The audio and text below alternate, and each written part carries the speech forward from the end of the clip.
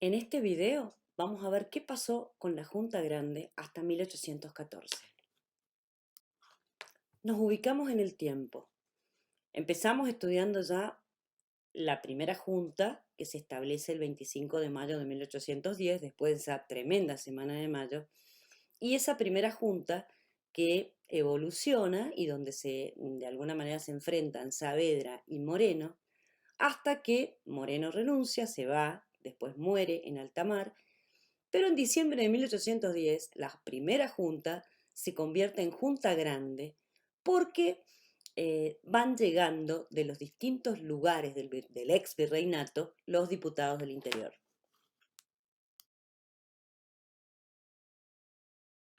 Recordemos quiénes formaban la Junta Grande. Estaban presentes todas las personas de la primera junta, con un participante nuevo que es Vieites. Vieites viene a reemplazar a Moreno, más 22 representantes de los pueblos del interior. Por eso se llama grande, porque de pasar a tener unos pocos miembros, se transformó en una mega junta. La junta grande básicamente va a tener dos problemas. En primer lugar, un poco se cumplió la premonición de Moreno. 22 personas más otras tantas que eran los integrantes antiguos de la primera junta, cada vez que tenían que tomar decisiones y ponerse de acuerdo, era todo un mundo. Lejos de ayudar a tomar decisiones rápidas, la Junta Grande tuvo un problema de lentitud. Pero además, empiezan a ser presionados, esta Junta Grande, por un grupo que se llama a sí mismo la Sociedad Patriótica. Un grupo que me atrevo a decir era gente que de alguna manera estaba de acuerdo con aquellas ideas estrambóticas de Mariano Moreno. ¿Quiénes eran estos señores de la Sociedad Patriótica? Eran un grupo de hombres que se reunían siempre en un café, el Café de Marcó, y que usaban como distintivos cintas celestes y blancas. Les recuerdo que en la semana de mayo, los hombres de mayo no usaban cintas celestes y blancas, usaban cintas rojas y blancas. Por primera vez en este grupo llamado Sociedad Patriótica aparece el color celeste y el blanco unidos. ¿Habrán influido a futuro sobre Belgrano? Lo veremos en nuestros próximos videos. Estos señores de la Sociedad Patriótica eran centralistas. En aquella época se decía que los centralistas eran aquellos que eran partidarios de que todo se manejase desde Buenos Aires, que era considerada el centro del país, y que se dejara de lado la opinión de las provincias. Eran partidarios también de un gobierno fuerte, apoyado por un grupo selecto de funcionarios, y ellos querían que el país redactase una constitución. ¿Quiénes eran los famosos que integraban esta sociedad patriótica? Algunos, eran un montón, todos se juntaban en el café de Marcó. Algunos son conocidos por ustedes. En primer lugar, Belgrano. Belgrano. Belgrano, miembro de la sociedad patriótica que se distinguía por las cintas celestes y blancas. Hagamos la relación y a lo mejor de ahí Belgrano sacó los colores de la bandera. Posadas, Vieites y nuestros amigos entrañables French y Beruti. Aparte de los problemas de funcionamiento por la cantidad que eran y aparte de este grupo revoltoso de la sociedad patriótica, ¿qué estaba pasando con aquellos focos revolucionarios que no habían aceptado a la primera junta? Seguían los enfrentamientos. Seguíamos con problema en Uruguay, seguíamos con problema en Paraguay, seguíamos con problema en el Alto Perú o Bolivia.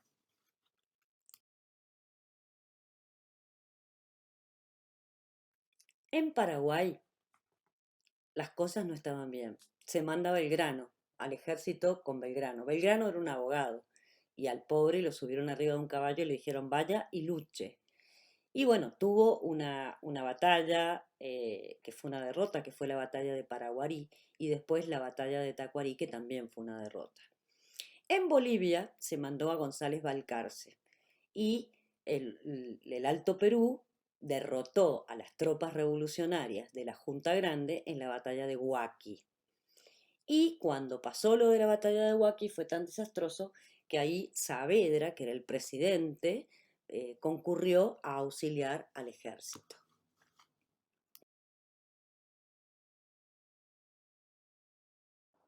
Apenas marchó Saavedra a ir a auxiliar el ejército que estaba en el norte, en la zona del Alto Perú, en la zona de Bolivia, la Sociedad Patriótica toma el control de la Junta Grande y cambia el gobierno.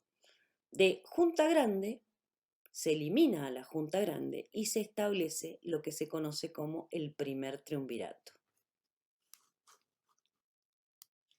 La pregunta es, ¿qué es un triunvirato? Un triunvirato es un gobierno de 3 personas solamente. ¿Qué se hace con los diputados del interior que habían venido a integrar la Junta Grande? Se los cambia de función. Se les hace hacer otra tarea.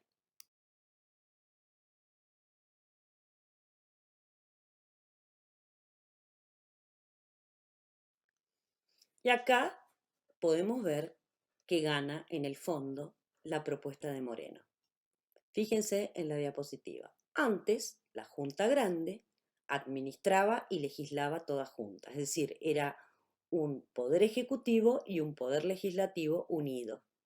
Ahora que tenemos un primer triunvirato, ese primer triunvirato formado por 3 personas va a tener funciones de poder ejecutivo y a todos los diputados del interior se les va a dar una tarea legislativa, se los va a mandar a otra oficina a que hagan las leyes que después van a ser aplicadas por el Poder Ejecutivo y se les pone como nuevo nombre Junta Conservadora. Entonces nos damos cuenta que la Sociedad Patriótica, que fue la que le hizo el golpe a la Junta Grande, estaba integrada por hombres que de alguna manera seguían el pensamiento de Moreno, aun cuando Moreno ya hubiese muerto y aun cuando no se llamasen morenistas, pero sí se llamaban Sociedad Patriótica. Y en esta diapositiva les muestro los primeros triunviros de la historia argentina, que fueron Paso, Chiclana y Zarratea. Una de las ideas de la sociedad patriótica era el pensamiento, defender el pensamiento centralista, es decir, ese pensamiento que sostenía que las ideas y las decisiones las tenía que tomar Buenos Aires, despreciando la opinión de los pueblos del interior. Bueno, los triunviros, integrantes del primer triunvirato, apenas llegados al poder, expulsaron a los diputados del interior de la ciudad de Buenos Aires y quedaron con el poder todo concentrado en ellos. Justo cuando se estaban yendo los últimos pobres diputados del interior expulsados por el primer triunvirato, en el puerto de Buenos Aires se asiste a la llegada de una fragata era un tipo de barco, la fragata era inglesa, se llamaba George Canning, y en esa fragata venían 2 grandes héroes de la historia argentina. Venían don José de San Martín y venían don Carlos María de Alvear.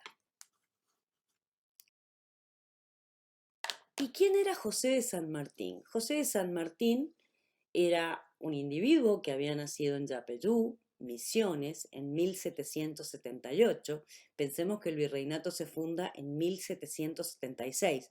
Su papá tenía un cargo público y estaba viviendo en ese momento en Yapeyú. Cuando ya es un jovencito, se va a España a estudiar la carrera militar porque quiere ser militar y actúa en varias batallas luchando con los españoles para sacar a las tropas de Napoleón. Vuelve al país ya terminados sus estudios como teniente de caballería, tiene 34 años y con una gran experiencia militar. Frente a todo lo que nos estaba pasando, frente a los incendios que habían en Bolivia, en Paraguay, en Uruguay, nos venía como anillo al dedo la llegada de San Martín. Apenas se entera la gente del primer triunvirato que San Martín ha llegado a nuestras tierras, a Buenos Aires, Viendo que es una figura muy interesante, imagínense que lo que más se necesitaba en ese momento era buenos militares. Estaban usando al pobre Belgrano, que era un abogado, como jefe de ejército. Lo mandan a llamar. Lo mandan a llamar y le piden especialmente que arme un regimiento. Y San Martín arma el regimiento de granaderos a caballo, que ha tenido tanto lucimiento a lo largo de la historia y sobre todo en las guerras de la independencia. Porque en realidad lo que estamos viendo desde 1810 hasta ahora, que estamos a fines del 12, 1812, es que las luchas que se dan entre los revolucionarios y los realistas no dejan de ser luchas civiles, porque eran gente de América, todavía no venía nadie de España. Imagínense que en España todavía estaba el problema de Napoleón, el rey preso, etcétera.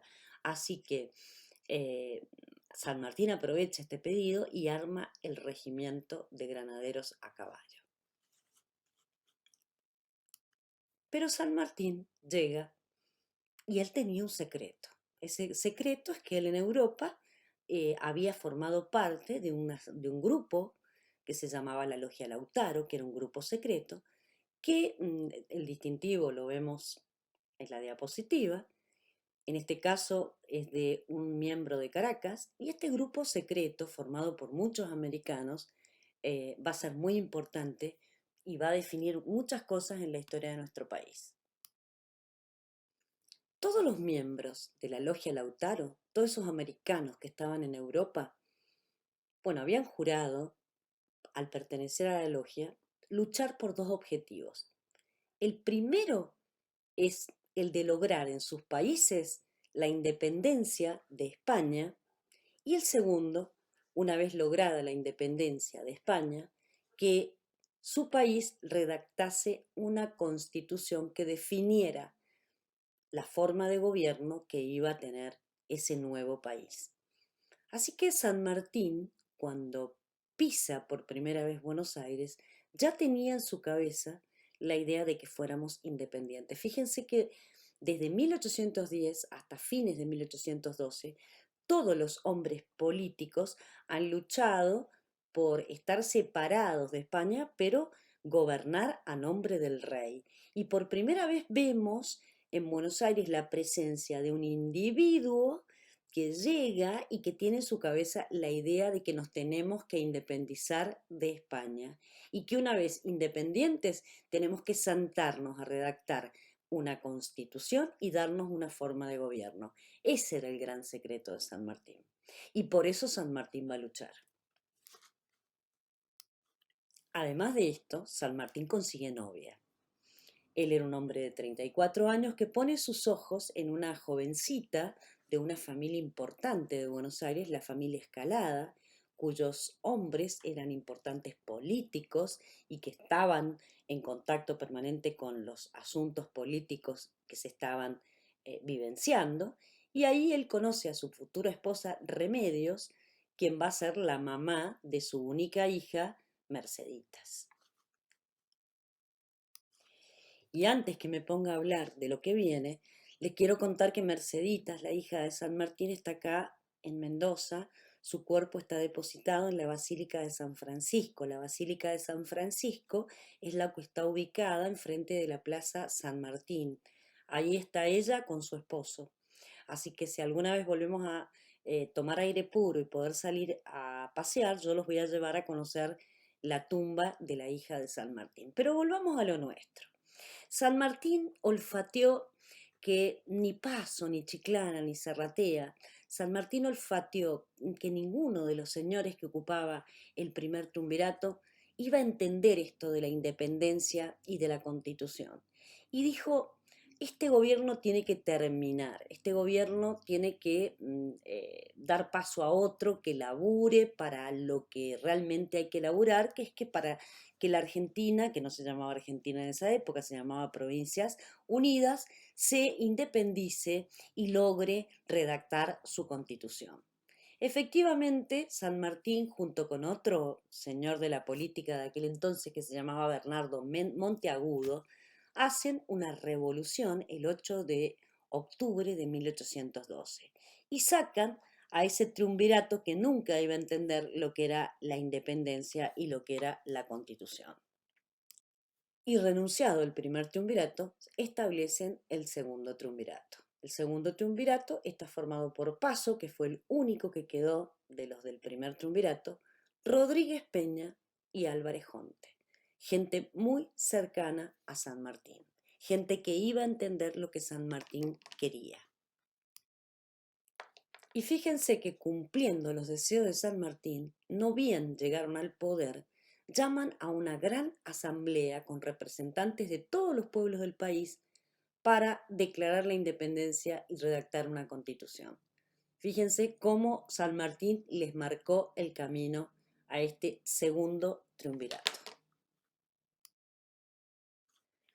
Mientras tanto, las cosas seguían muy heavy en los lugares que nunca nos aceptaron. Concretamente en la banda oriental, no solamente estaban enojados con nosotros, sino que mandaban ataques en barco, atacaban las zonas del río Paraná y las zonas del río Uruguay.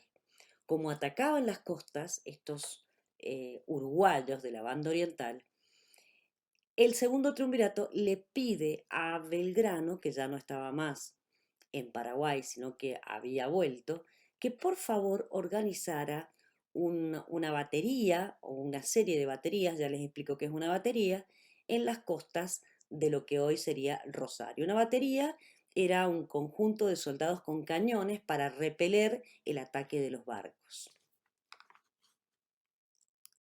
Belgrano, que era el responsable de esas baterías, le puso a una de nombre Libertad y a la otra Independencia. Y fíjense cómo una cosa trae a la otra. Belgrano empezó a pensar, yo tengo que distinguir a mis soldados de los soldados enemigos, porque en realidad tenían el mismo uniforme, porque habíamos pertenecido a una misma unidad.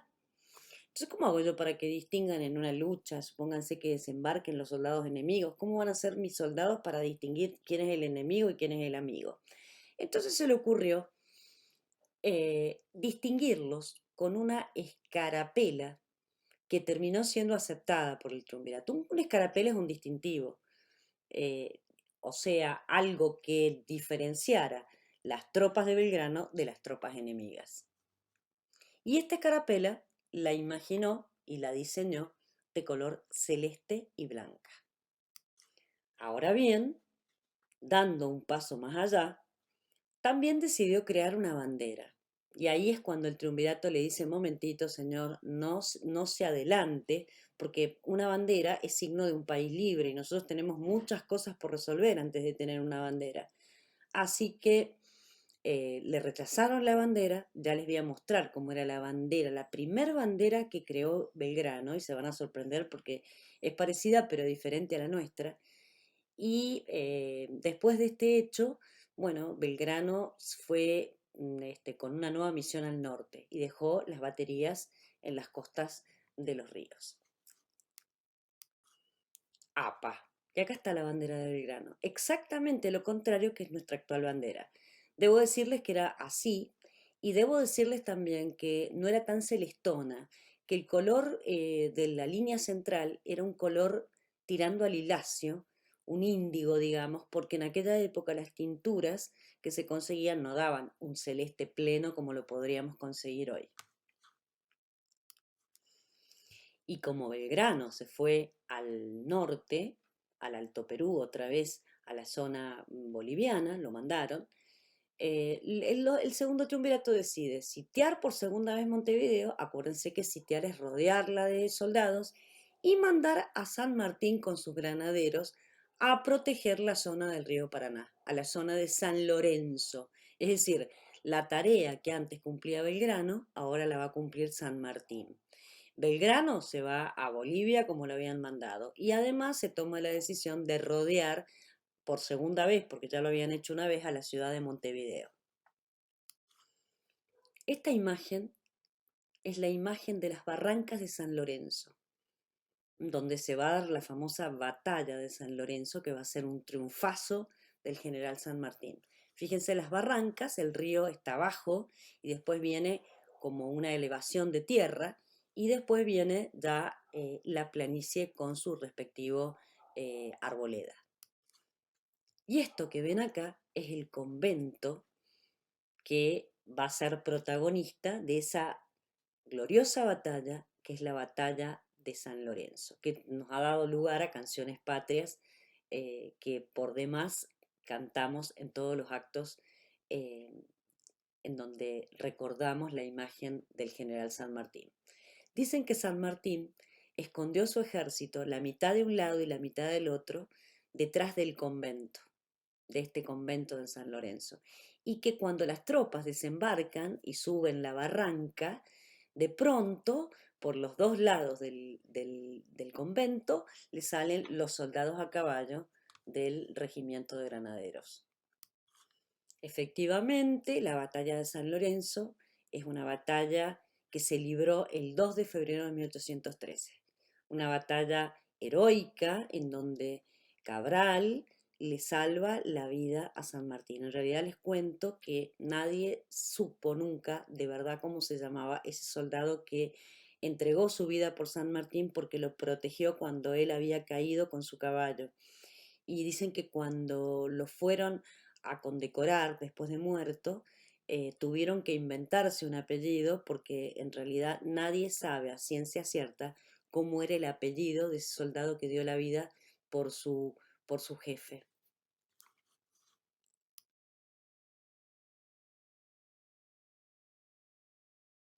Mientras tanto, Paraguay ya era un país independiente y el Alto Perú, a donde lo habían mandado a Belgrano, en realidad estaba muy complicado porque el Alto Perú recibía la ayuda del Virreinato del Perú. Exactamente al norte de Bolivia está Perú. Bueno, el Virreinato del Perú en ese momento tenía un virrey que era Abascal y Abascal le mandaba ayuda a la gente del Alto Perú para que estuvieran fuertes y nos pudieran enfrentar al ejército revolucionario.